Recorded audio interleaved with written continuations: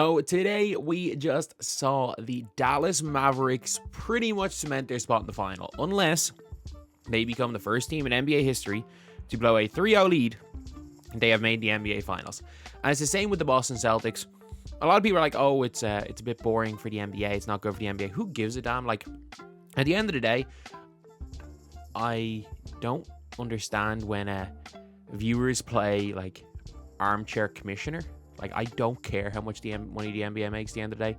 I just want to see a good product, and I think a finals between Luka Doncic's Mavs and the Boston Celtics will be a really good finals. That was my predicted finals. I got everything else wrong in my bracket.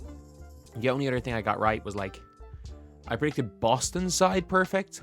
I thought the Kings were going to beat the Thunder. I had a horrendous bracket.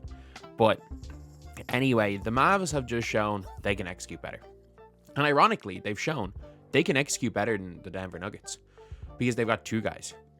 When it came to Denver, when Denver looked so good was when Jamal Murray was firing on all cylinders down the stretch. He didn't do that against Minnesota. He really didn't. And down the stretch, I don't know, he just didn't look like himself after that calf injury. I know he hit the shot, but he never looked like himself. Like, the Timberwolves needed heroics from Nikola Jokic to come back in that series. Or not the Timberwolves, the Nuggets.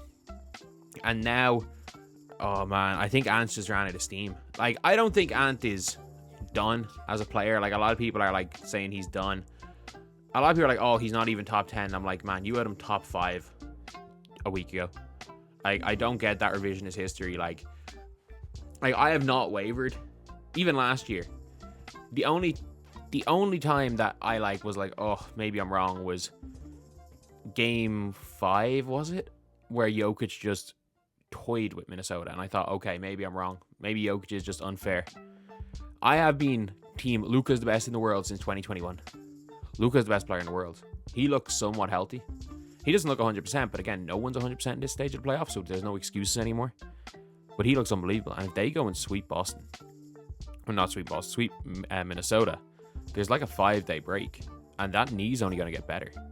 Like, the Mavs are my favorites to win this right now. I did predict the Mavs before the playoffs, so I'm not jumping on a bandwagon. I predicted Mavs and Celtics finals. I also predicted the Suns would beat the Timberwolves, and the Nuggets would beat the Suns. Doesn't matter, because I predicted the Mavs and Celtics finals. I predicted that one right. But Kyrie Irving is almost as good. Like, the fact is that he is the best number 2 option in the NBA right now. No ifs, ands, or buts about it. He is the best number 2 option. And the Dallas Mavericks have finally put together a team around Luka Doncic to help him win.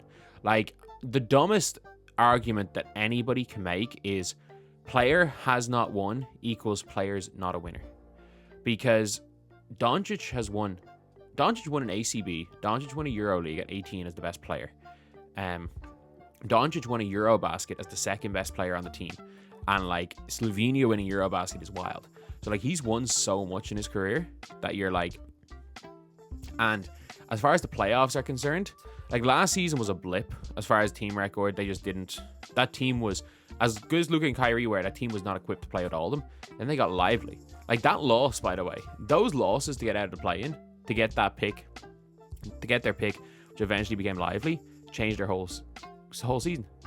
Because as good as Daniel Gafford is, having 2 of them, having 2 of those rollers is nuts. And hopefully Derek Lively's okay. I think he'll be all right.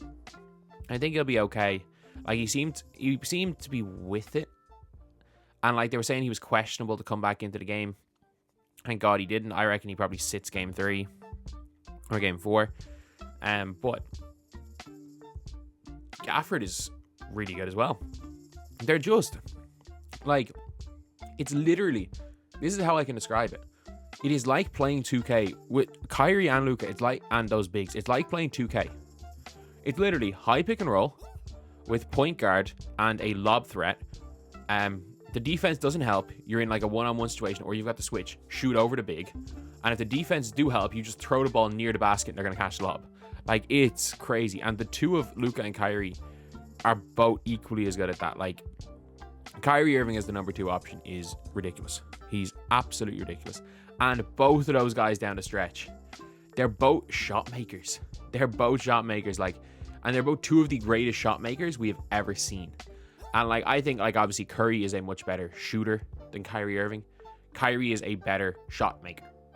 Like down the stretch, you're more confident in Kyrie hitting a shot than Curry. That's not saying Kyrie's better than Curry, but it is saying that like at that one specific thing he is. And then you got Luka Doncic, who might be one of the best shot makers we have ever seen in the sport. Like this is not the best backcourt of all time. Even though the title of this video is that Steph and Klay is the best backcourt of all time. But it's in that conversation for number 2. Like, it's in that conversation with Joe Dumars and Isaiah Thomas. It's in that conversation with...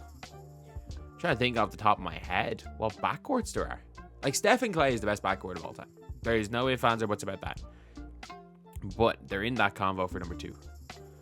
They really, really are. And Tony and Manu, maybe? They're better than Tony and Manu. Either way, like... a backcourt where on any given day, one of them can give you, either can give you 40 or both can give you 33 like today.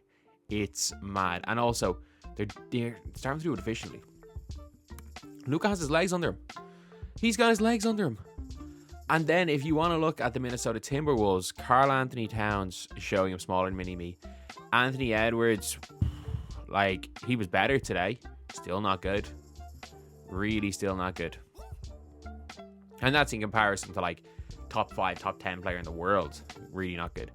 I think putting Anthony Edwards top 10 player in the world is just factually correct. I don't think anyone can argue that. And like, he was unbelievable against Denver. So I think it's dumb saying, oh, like he was top 5 before that series, now he's not top 10. It's like, we can't just look at how you played in your last 5 games. But also, like, let's just not overhype these. Like, Anthony Edwards is the future face of the NBA purely because it does have to be an American. I'm sorry. It does. It does. Like, as great as Luka is, like, we saw it with Dirk in 2011 when Dirk had just won his MVP and his title. Like, won an MVP, won a title a couple of years, or MVP a couple of years before, won a title. Not even close to being the face. The face has to be American. It's just... right now, none of the top 5 players in the world are American. Like, you've got Shea, you've got Luka, you've got Giannis, you've got Jokic, and you've got Shea, Luka, Giannis, Jokic, and Embiid, sorry. Yeah, none of the top 5 players in the world are American. Unless you want to count Embiid as American now because he plays for America. You know what? Yeah, count Embiid as American. He snaked Cameroon. And by the way, if he'd played for France, I'd be saying the same thing. He snaked Cameroon. So, you know what? Yeah, one of the top 5 is American. He's a fake American. Well, not fake American. He's a naturalized American. That's the word to use. But, yeah, that is pretty much it. An insanely good 3 games there for Dallas. Really, really good. And a great start to, well, not a great start. A great finish to the playoffs for them. And, like, people are like, oh, maybe Dallas aren't great. Like, Luka's been injured and they haven't been taking to 7 games yet. So, look, they're peaking at the right time.